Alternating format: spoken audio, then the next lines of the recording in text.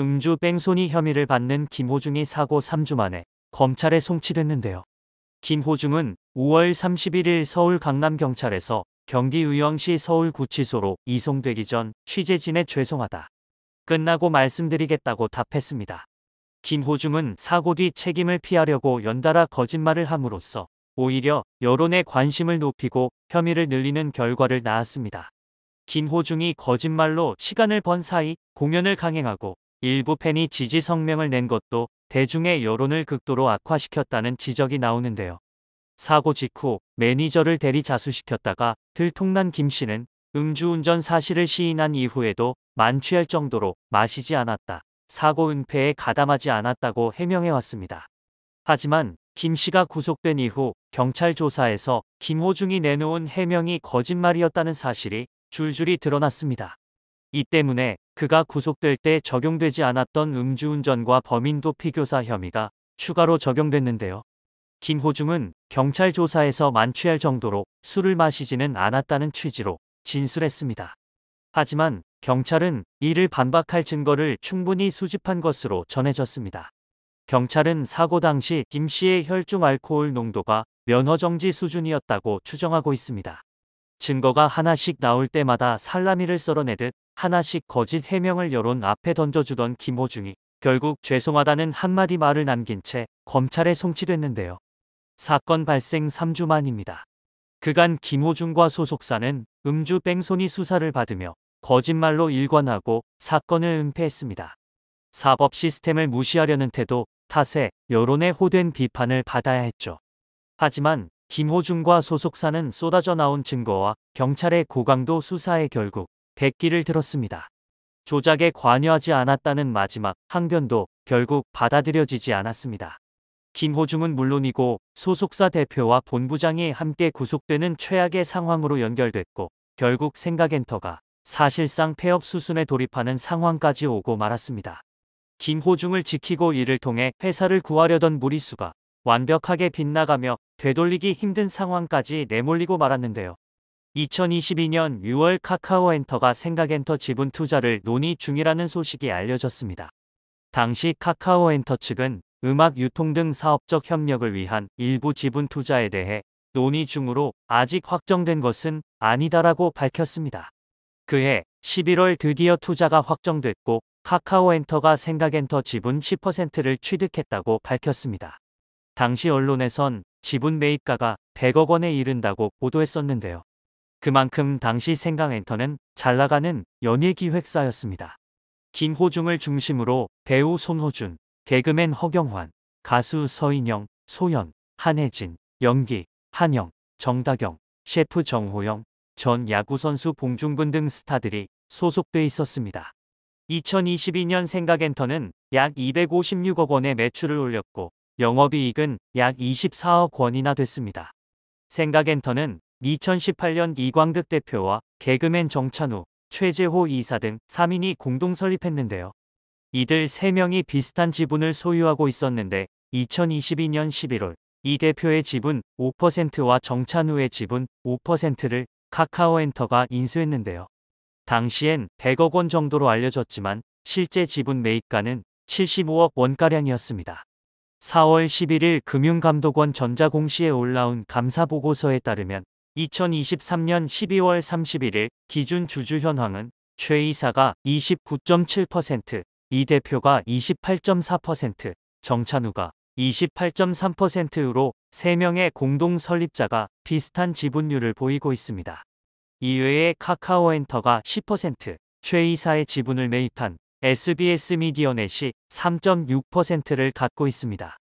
특히 정찬우는 283억 원 수준의 지분을 보유한 사실이 주목받았는데요.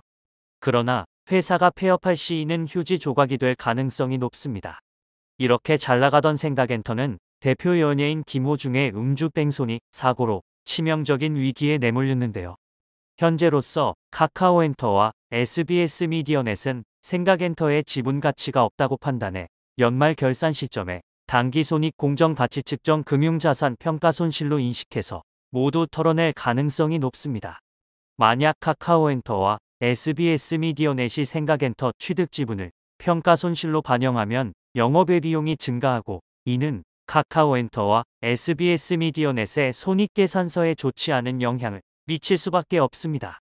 다수의 연예 엔터사 등에 투자 중인 카카오엔터는 이미 이런 방식으로 투자기업의 가치 하락 또는 파산을 평가손실로 인식해왔는데요. 실제 청산 또는 폐업 절차로 평가손실을 인식한 회사에는 플렉시마인드, 블라블라이엔엠, 예능조알람문화산업 전문회사 등이 있습니다. 카카오엔터는 지난해 단기손익 공정가치 측정 금융자산 평가손실로 654억 원을 반영했습니다.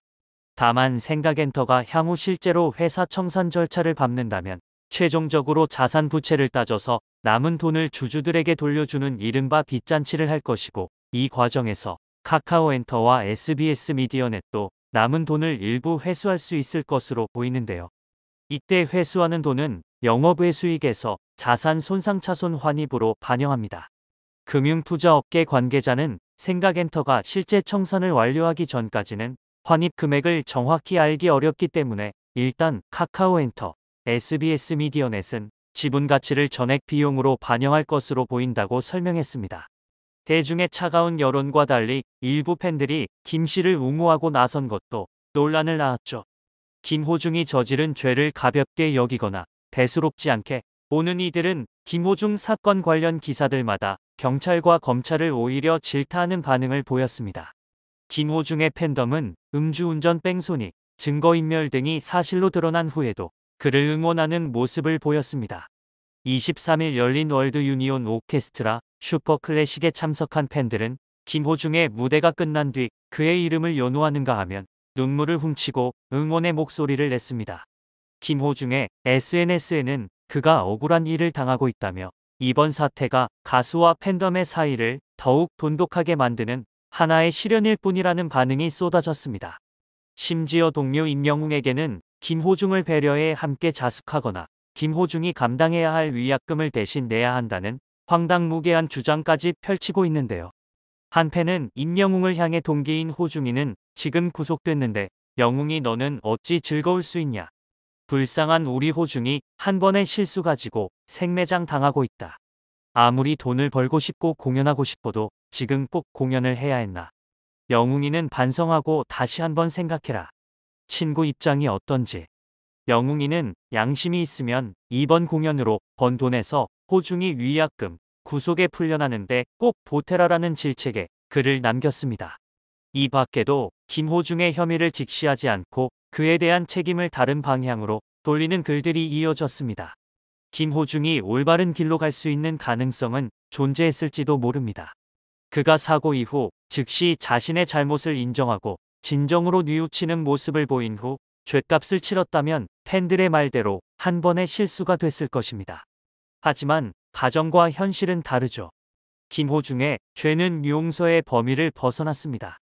바닥에 엎질은 물을 주워 담기 위해 집 전체를 불지른 꼴입니다.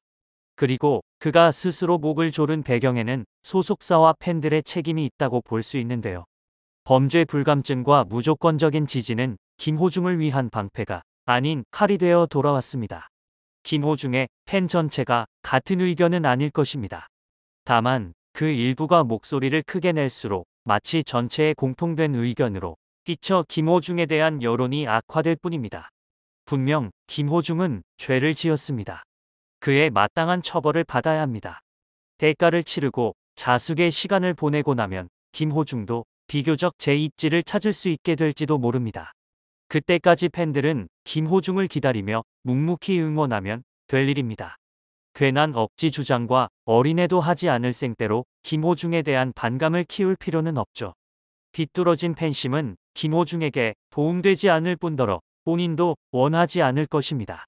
트바로티라고 불리던 김호중은 이제 튀바로티라는 오명까지 안고 구치소로 거처를 옮겼습니다. 몇 주 전까지만 해도 이런 모습을 상상이나 했을까요? 이번 일을 통해 연예계도 음주운전에 대한 경각심을 다시 한번 높이는 계기가 되었길 바라겠습니다.